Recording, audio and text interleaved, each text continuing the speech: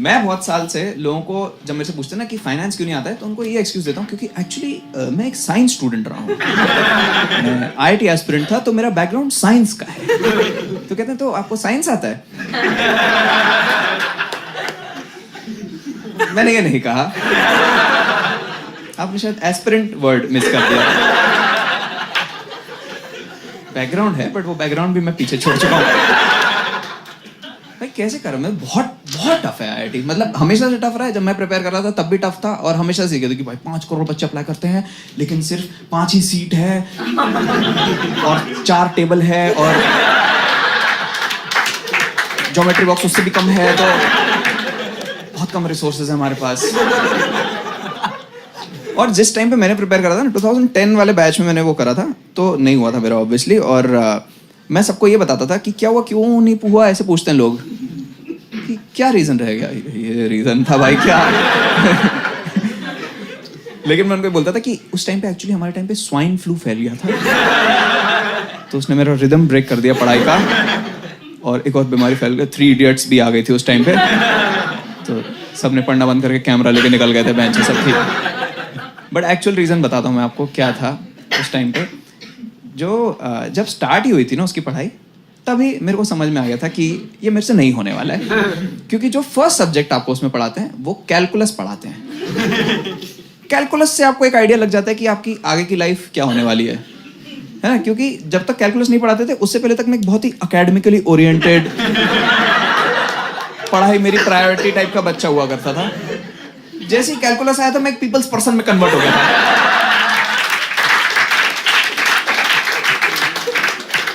कि मैं तो लोगों की कहानियों में इंटरेस्ट है, मेरी वेल्थ तो मेरी फ्रेंडशिप्स हैं। वेदवर्धन साहनी, हम ऐसे डिफरेंशिएट करके नहीं रहेंगे, हम इंटीग्रेट करके रहेंगे सारे के सारे।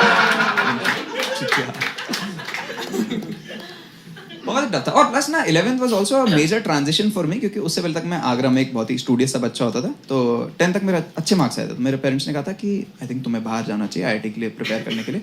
कोटा जाओगे? मैं कहा कोटा वोटा नहीं जाना है, सुसाइड करते रहते हैं बच्चे। आई थिंक वाइब बहुत ही डेड होगा उस सिटी का। तो हमने कहा अच्छा वहीं जाओगे तो कहाँ? दिल्ली जाओगे? डीपीएस आर के पुरम। मैं कहा बिल्कुल जाएंगे भाई, बिल्कुल। कह रहे नाम सुना? मैं वीडियो भी देखा है।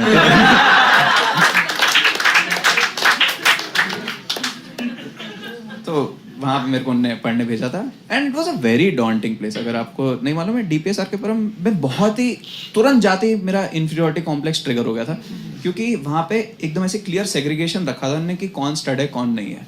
कि सारे स्कूल्स में होता है, बट इसमें ड्रेस कोड से पता चल जाता था आपको कि जिन लोगों ने स्पोर्ट्स में कुछ नेशनली करा है वो रेड ब्लेजर पहन के आएंगे, जिनने इंटरनेशनली कुछ अचीव करा है वो रेड टाई पहनेंगे, जिनने ब्लू ब्लेजर पहना है वो अकेडमिकली अच्छे हैं, ब्लू टाई तो अकेडमिकली कुछ इंटरनेशनल, कोई क्या गेम है समझ नहीं पा रहा हूँ मैं कि ये एमयूएन कर कुछ करके आए हैं, और जिसने कुछ नहीं करा है वो ग्रीन ब्लेजर ग्रीन टाई पहनेगा।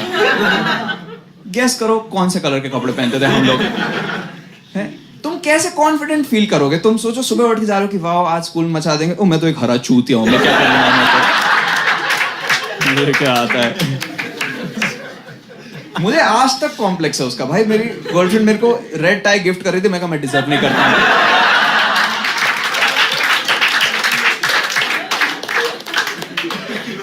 सानिया मिर्जा को दे दो। मेरे को नहीं। बहुत ही खराब वो था। And also this was also a time when I shifted from a boy school to a coed school, and what a coed school भाई। इतने हॉट सुंदर लोग मैंने बहुत मेन एंड वुमेन कभी नहीं देखे थे। पता है हमारे स्कूल से कौन कौन एल्युमनी बनाए हैं? आपको बस एक आइडिया देने के लिए कि कैसे टाइप के लोग घूम रहे होते स्कूल में। कृति सेनॉन आर के पुरम की वो है एल्युमनी। रणदीप हुडा भी इसका आर के पुरम का है। और उसको जानते हो आप, सिंगर मीका सिंह? वो नहीं है। उसका आपने वाला गाना सुना, टेल मी समथिंग मेरी जान? तो उसमें जो एक लड़की देयर नो समथिंग मेरी जान कर रही थी, वो भी आगे फ्रॉम की है। I am sure there are more notable alumnis, but मुझे तो हॉट वाली पता है भाई साहब। कोई उस दिन मेरे को बता रहा था कि तुझे पता है तेरे स्कूल से रघुराम राजन भी है। मैं कहा भाई क्या? पहले बता देता। बहन जो मैं पार्टी में जाके लोगों को बोल रहा हूँ तूने मीका खाने में कोई लड़की देखी जो ऐसे करती रहती है?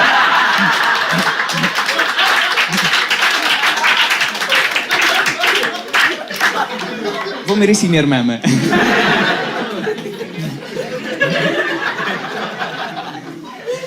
बट ये सब हम बस ऐसे ही ताड़ते ही थे, कुछ बात नहीं कर पाते थे, क्योंकि सब ऐसे टियर 2 से ही हॉस्टलर्स आए हुए थे, ऐसे ऑकवर्ड से, उनको समझ ही नहीं आता था क्या कैसे बात कर। और मतलब मैं भी ऑकवर्ड था, but I was still okay, मतलब I was at least aware of the concept of women की।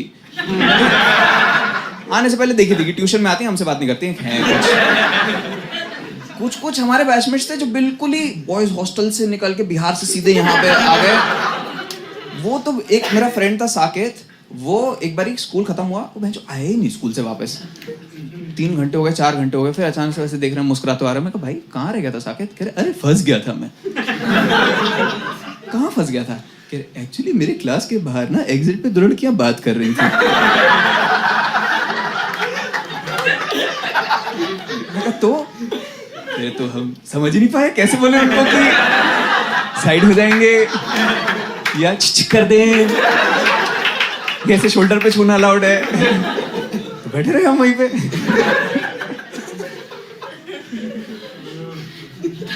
बहुत ही वो लगता रहता था कि ना तो हमसे पढ़ाई हो पा रही है, ना हम किसी को डेट कर पा रहे हैं यहाँ पे, तो फिर पॉइंट ही क्या है यहाँ पे एग्जिस्ट करने का। क्योंकि अगर आप में से किसी ने भी कभी किसी कम्पिटिटिव एग्जाम के लिए प्रिपेयर करा है, तो एक इनहेरेंट गिल्ट की फीलिंग रहती है हमेशा, है ना, कि मैं सिंसियर नहीं हूँ, मैं अपने माँ बाप का पैसा वेस्ट कर रहा हूँ, मैं क्यों नहीं कर रहा हूँ। वो तो तुम थोड़े और एज बढ़ जाए 30 में होता है, हाँ क्योंकि मैं बेवकूफ हूँ, मेरे को समझ ही नहीं आता है। उनने पढ़ाया बट मैं पढ़ा नहीं, ऐसे कैलकुलस आया करके निकल गया, नहीं आता। हमने बोला था माँ बाप को कोचिंग में डालने के लिए, बिटकॉइन की तरह मान लो वेस्ट हो गया पूरा पैसा।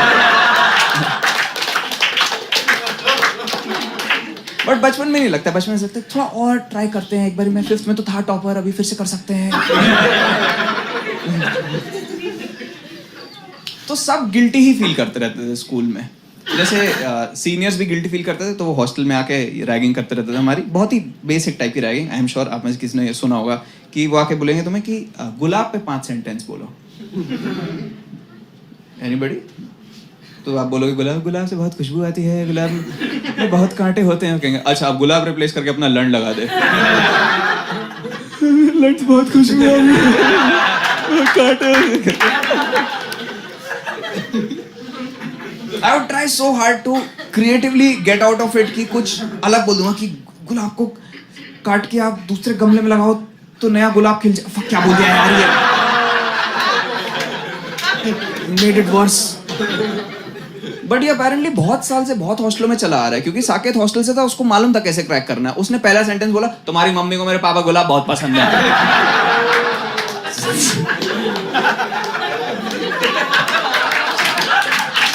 आप मत रिप्लेस करो, कोई बात नहीं, आप साकेत जाओ वापस। तो वो लोग भी ऐसे गिल्ट काउंटर करते थे, मैं भी बहुत गिल्टी।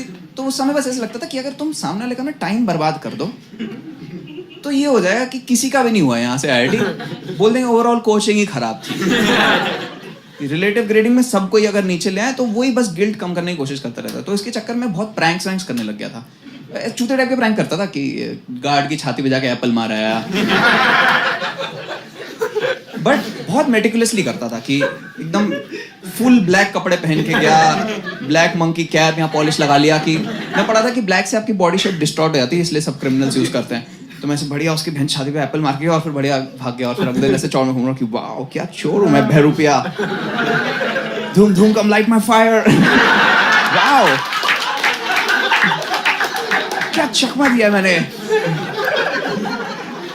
गार्ड वार्डन को बुला के लाया, कहता है सर वो छोटा वाला।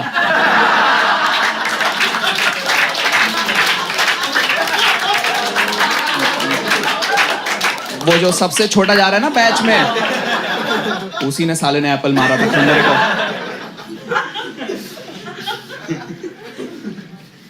How was Amir Khan not caught in Dhoom 3 in the first 10 minutes? Picture 15 minute की कैसे नहीं थी, कैसे नहीं पकड़ा गया कि किसने करी चोरी? इतना सा सर कोई, और हिंदी में लिख के गया है, अरे वो सर्कस में 2 भाई हैं, बहन उनको पकड़ के लाओ। वो बोलते हैं एक भाई है, एक्चुअली 2 भाई हैं। तो मैं कहा फक यार, ये ऐसे प्रैंक इन पर्सन तो नहीं कर सकते, फोन पे शिफ्ट कर देते हैं। And it was also easier to do pranks on phone, क्योंकि ट्रू कॉलर नहीं था, तो तुम कोई भी आइडेंटिटी अज्यूम करके लंबा प्रैंक खींच सकते थे वहाँ पे। तो मैं बहुत फोन करता। हमारे हॉस्टल में 2 टाइप के बच्चे होते थे, एक जो IIT वगैरह के लिए प्रिपेयर कर रहे थे, और एक कहते थे कि हम ये चूतिया से ऊपर उठ चुके हैं, मैं सैट के लिए प्रिपेयर करके प्रिंसटन जाऊंगा। अरे कहाँ जाएगा बेंचर, रोक तू साले। तो मैं उन सबको ही फोन करके कुछ ना कुछ करता रहता था कि हेलो ऋषभ बोल रहे हैं जी, मैं प्रिंसटन से बोल रहा हूँ, दिल्ली ब्रांच। इतनी जल्दी? ये अर्ली बर्ड एडमिशंस खुले अभी, तो आपका इंटरव्यू ले रहे हैं अभी हम लोग। क्या पूछेंगे सर, कैलकुलस वगैरह? कैलकुलस तो नहीं पूछ पाएंगे बेटा।